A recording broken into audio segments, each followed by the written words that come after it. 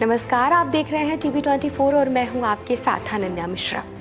10वीं का एग्ज़ाम एक ऐसा एग्ज़ाम होता है जो बच्चों में डर, भय और उत्साह सभी कुछ देखने को छात्रों के अंदर मिलता है। हाई स्कूल की परीक्षा देने से पहले छात्र दिन रात करके मेहनत करते हैं। बचपन से लेकर 9वीं कक्षा तक की जो पढ़ाई होती है वो बच्चों के लिए कहीं ना कहीं आसान माना जाता है। बहुत सारे बच्चे हाई स्कूल में नकल भी करते पाए जाते हैं, क्योंकि कहा यह जाता है कि 10वीं की परीक्षा जो होती है बचपन से लेकर 9वीं कक्षा तक की परीक्षा के बाद जो परीक्षा आती है यानी 10वीं की परीक्षा, वो अपने आप में इन सभी कक्षाओं से सबसे बड़ी परीक्षा मानी जाती है उस दौर के बच्चों के लिए। आपको बताते चले कि 10वीं की परीक्षा में बहुत सारे बच्चे टॉप भी करते हैं तो बहुत सारे बच्चे नकल भी करते हैं।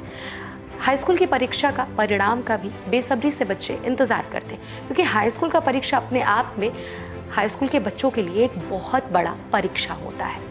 लेकिन आपको बता दें कि यूपी में 10वीं कक्षा में पढ़ने वाले बच्चों के विषयों में बढ़ोतरी की जा रही है। क्या है पूरा मामला, विस्तार से आपको हम बताते हैं। माध्यमिक शिक्षा परिषद उत्तर प्रदेश ने कक्षा 9वीं और 10वीं के सिलेबस में बदलाव किया है। अब छात्रों को 6 के स्थान पर 10 विषयों की पढ़ाई करनी होगी। 2025 से 2026 के शैक्षणिक सत्र से कक्षा 9वीं और 10वीं में कुल 10 विषयों की परीक्षा कराई जाएगी, जबकि मेरिट 7 विषयों के आधार पर बनेगी। अभी मात्र 6 विषयों की परीक्षा ली जा रही है। प्रत्येक स्टूडेंट को कम से कम 3 भाषाएं पढ़नी होगी।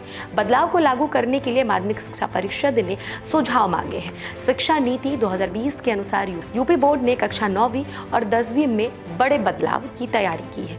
बोर्ड सचिव दिव्यकांत शुक्ल ने मुताबिक, उनके हिसाब से अगर बात कही जाए तो दिव्यकांत शुक्ला के मुताबिक इस बदलाव को लागू करने के लिए सुझाव भी मांगे गए हैं।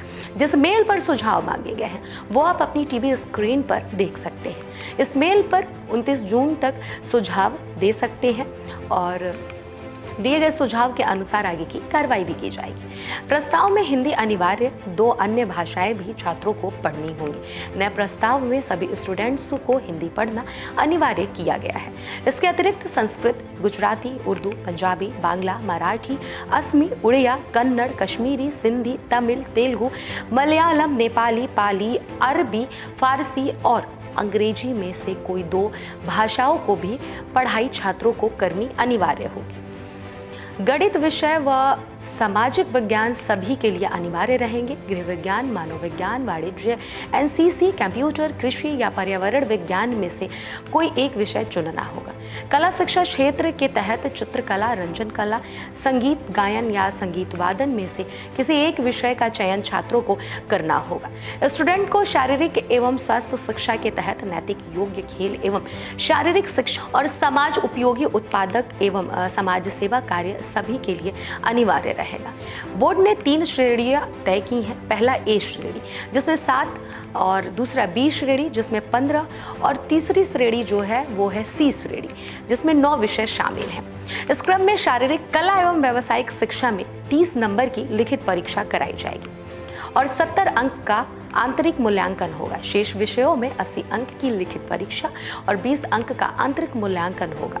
एक कैटेगरी में पाकशास्त्र, बेकिंग एवं कन्फेक्शनरी, मधुमक्खी पालन, पौधाशाला और खाद्य संरक्षण, फल संरक्षण जैसे विषय जीवन रूपों के साथ कार्य करने संबंधित हैं।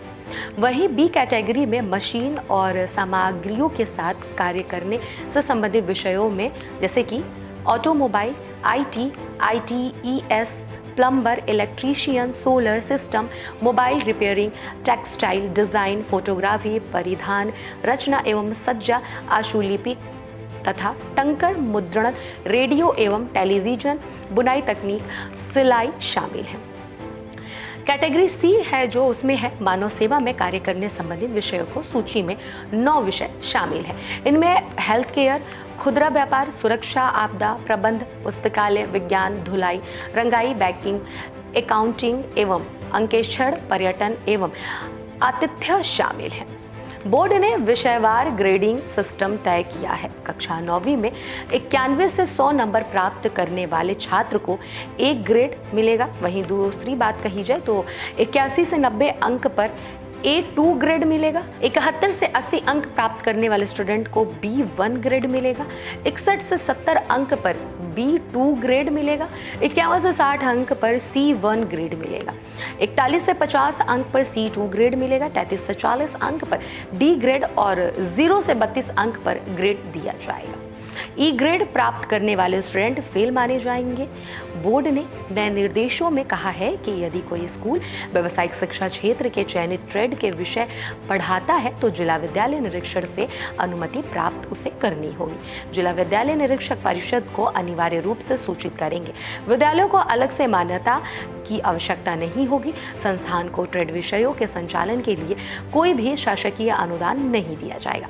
समस्त मान्यता प्राप्त संस्थानों में भाषाओं के अतिरिक्त समस्त विषयों के शिक्षण का माध्यम हिंदी अथवा अंग्रेजी रहेगा। प्रतिबंध ये है कि विद्यालयों को हिंदी माध्यम से शिक्षण दिए जाते हेतु पूर्व मान्यता अनुमति मिलती है। उन्हें में अंग्रेजी माध्यम से शिक्षण दिए जाने की अनुमति दी जा सकती है। तो इस तरीके से हाई स्कूल में यानी कि यूपी बोर्ड में 6 विषयों के स्थान पर 10 विषयों को जोड़ा गया है। बढ़ोतरी की जाने की कवायद शुरू है। मेल पर सुझाव भी मांगे गए हैं। सुझाव के जरिए आगे प्लानिंग चेंज भी की जा सकती है, ऐसा कयास लगाया जा रहा है। लेकिन फिलहाल जो खबरें आ रही हैं उस अनुसार ये माना जा रहा है कि 10 विषय अब हाई स्कूल के बच्चों को पढ़ना होगा और अगले सत्र से एग्ज़ाम भी 10 विषयों का ही देना होगा। इस पूरे मामले पर आप क्या सोच रहे हैं छात्रों के प्रति? जरूर अपनी प्रतिक्रिया कमेंट बॉक्स में जाकर जरूर दें। अभी के लिए फिलहाल इतना ही। देखते रहिए TV24।